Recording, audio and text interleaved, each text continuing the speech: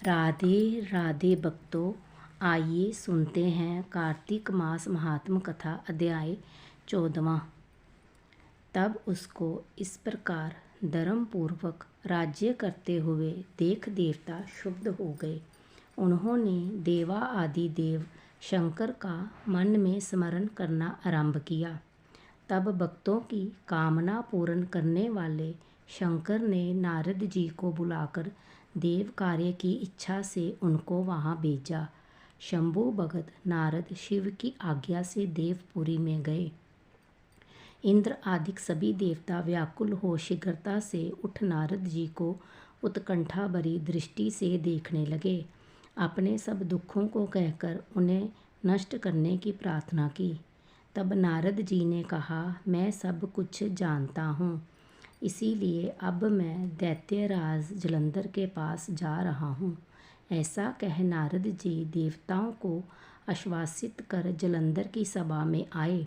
जलंधर ने नारद जी के चरणों की पूजा कर हंसते हुए कहा, हे ब्राह्मण, कहिए आप कहाँ से आ रहे हैं, यहाँ कैसे आए हैं?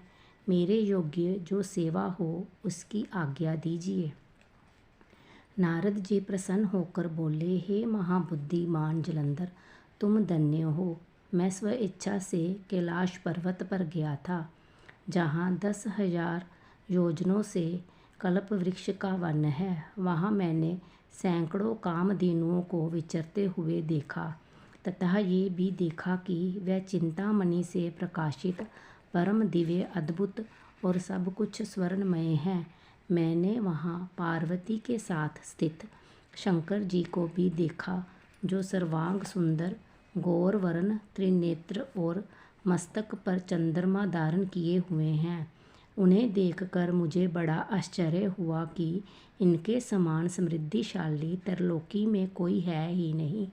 हे दैत्येंद्र, उसी समय मुझे तुम्हारी समृद्धि का स्मरण हो आया और उसे देखने की इच्छा से ही मैं तुम्हारे पास चला आया हूँ।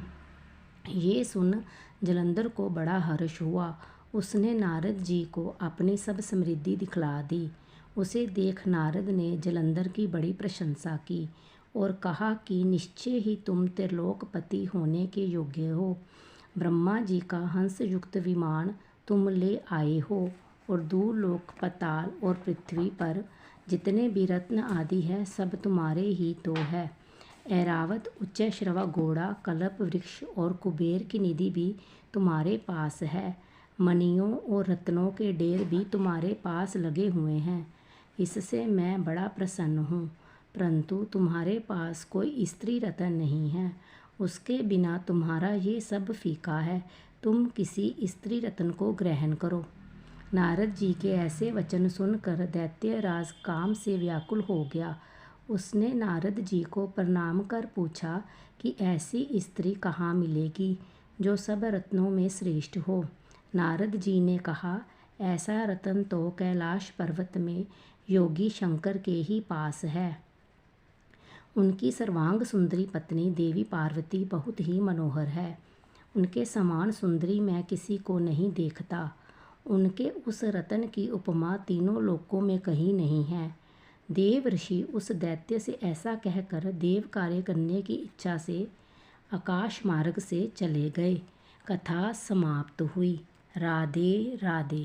कृपया मेरे चैनल को लाइक, शेयर, कमेंट और सब्सक्राइब करें।